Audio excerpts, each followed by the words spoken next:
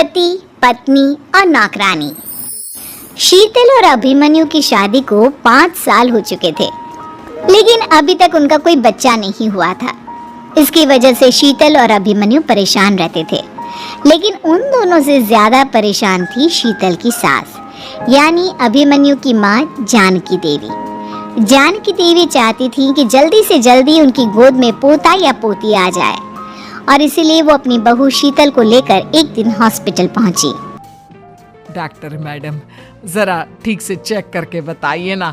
कई बड़े बड़े डॉक्टर को दिखाया है, लेकिन मेरी बहू माँ ही नहीं बन पाती।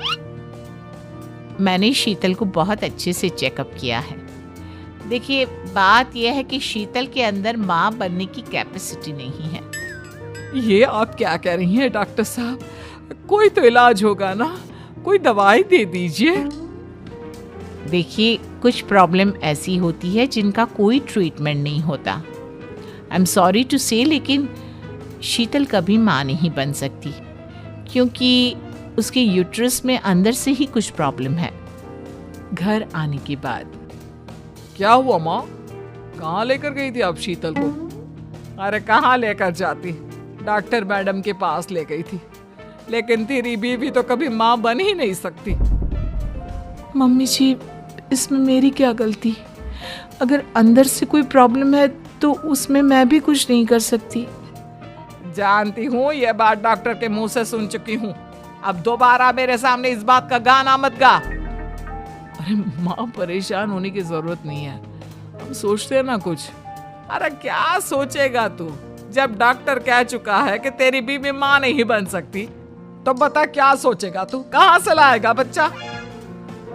माँ, ये तो मैं भी नहीं जानता। अभिमन्यु, क्यों ना हम अनाथ आश्रम से एक बच्चा गोद ले आए? क्या फर्क पड़ता है बच्चा हमारा हो या गोद लिया हुआ? आई बड़ी बातें बनाने वाली, क्या फर्क पड़ता है? अरे क्यों फर्क नहीं पड़ता? मुझे इस वंश को आगे बढ़ाने के लिए मेरे बेटे का खून चाहिए, किसी दूसरे का नहीं। लेकिन माँ, अब जानती है कि ये अब पॉसिबल नहीं है। मैं कुछ नहीं जानती। मैं किसी पराये की औलाद को इस घर में अपना पोता या पोती बन के बढ़ता हुआ नहीं देख सकती। मेरा वंश मेरे बेटे के खून से ही आगे बढ़ेगा। लेकिन मम्मी जी, ऐसा कैसे हो पाएगा? आप अच्छी तरह जानती है ना, मेरा और अभिमन्यु का बच्चा नहीं हो सकता। तो मैं अपने बेटे की दूसरी शादी करवाऊंगी, और अपनी दूसरी बीवी से ये मुझे बच्चा पैदा करके देगा। ये आप क्या कह रही हैं माँ? मैं किसी और से शादी नहीं करने वाला। मेरे रहते हुए आप अभिमन्यु की शादी किसी और से करवाएंगी? मम्मी जी, आप ऐसा कैसे कर सकती हैं? तू बस देखती जा बहू, मैं ऐसा कैसे कर सकती हूँ। कुछ दिनों के बाद मैंने तेरे लिए लड़की ढूंढ ली है।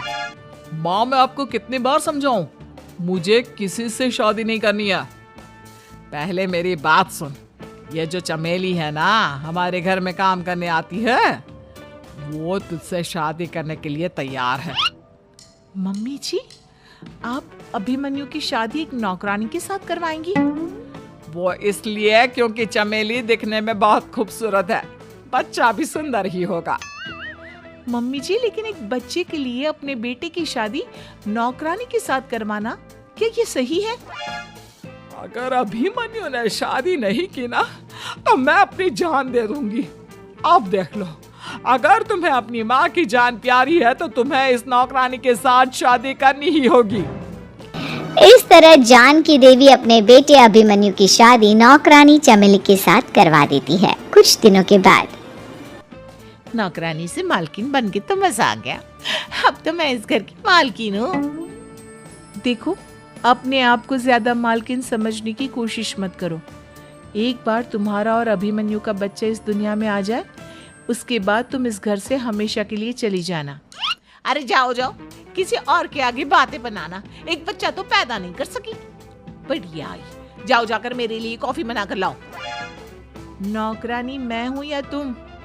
मम्मी जी, देखिए ना शीतल मुझसे किस तरह से बात कर रही है। शीतल, तुम्हें पता है ना चमेली प्रेग्नेंट है, मेरे बेटे के बच्चे की माँ बनने वाली है।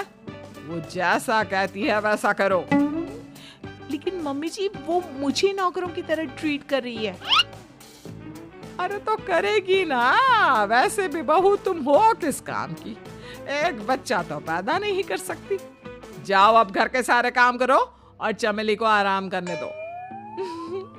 थैंक यू मम्मी जी, भगवान आपका भला करे। आप नहीं होती तो मैं नौकरानी से महारानी कैसे बनती। देखो तुम्हें जो चाहिए सब मिलेगा, खूब खाओ पियो मजे की जिंदगी जियो, लेकिन बस मुझे एक बच्चा पैदा करके दे दो। कुछ दिनों के बाद मम्मी, बच्चे के लिए आपने मेरी शादी चमेली के साथ करवा तो दी, लेकिन दिन और रात का चैन मिट गया है। सारा दिन शीतल और चमेली की बहस चलती रहती है। अब शीतल को इस घर में रखने से क्या होगा? मैं तो कहती हूँ उसे घर से निकाल दो, है भी किस काम की। मैं ऐसा नहीं कर सकता माँ, वो मेरी पत्नी है, उससे बहुत प्यार करता हूँ मैं। तुम्हारी पत्नी चमेली है, चमेली उससे प्यार करो। अरे तुम्हारे बच्चे को जन्म देने वाली है वो। अभिमन्यु, मैं खुद ही इस घर से चली जाती हूँ। वैसे भी अपने ही घर में नौकरों की तरह रहकर परेशान हो चुकी हूँ। घर की नौकरानी मेरे ऊपर हुक्म चलाती है, वो तुम्हारी पत्नी बन चुकी है। अब मेरा इस घर में क्या काम।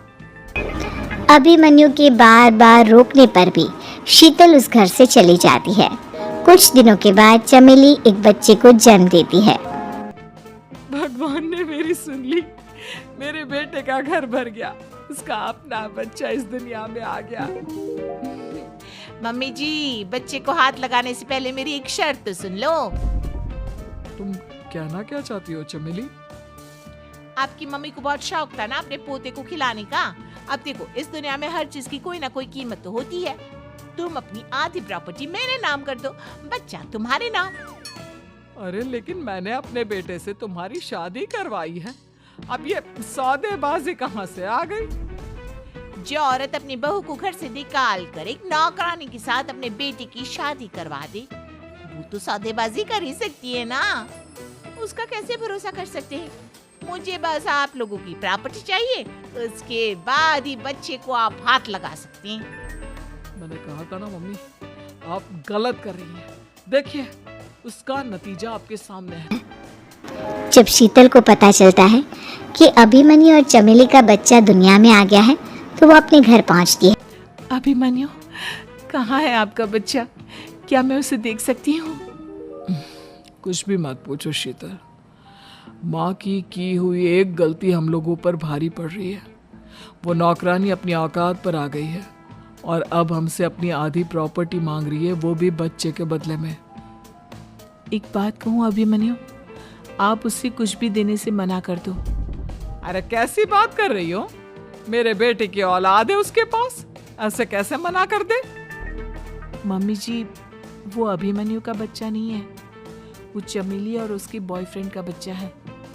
ये तुम क्या कह रही हो शीतल? ये देखिए वीडियो।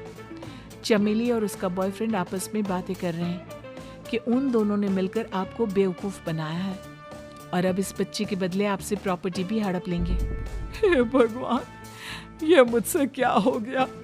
ना तो बच्चा मिला और अपने बेटे की नौकरानी के साथ शादी करवा दी सो अलग। अब क्या होगा? मुझे माफ कर दो शीतल, मेरी वजह से तुम्हें बहुत तकलीफ हुई है। अभिमन्यु, मैंने कहा ना, उस नौकरानी को उसके बच्चे सहित इस घर से बाहर निकाल दो। लगता है मेरे अभिमन्यु का बाप बनने का सपना अधूरा ही रह जाएगा। अभिमन्यु, अपनी मम्मी से कहो कि परेशान ना हो। आपको याद है एक बार हम एक IVF सेंटर गए थे, मैंने फिर से वहां जाकर बात की थी और आपको पता है इस बार मैं प्रेग्नेंट हूँ, क्योंकि हमने वहां पर प्रोसीजर करवाया था जिसकी वजह से मैं प्रेग्नेंट हो गई थी और इस बात का पता मुझे बस कुछ महीने पहले ही लगा है। हमारा बच्चा इस दुनिया में आने वाला है अभिमन्यु। मुझे माफ कर दो शीतल बहू, मुझसे बहुत बड़ी गलती हो गई। कोई बात नहीं माँ, लेकिन अब हमें उस धोखेबाज नौकरानी को इस घर से बाहर निकालना है और इस घर की मालकिन को वापस घर लाना है, वो भी अपने बच्चे के साथ।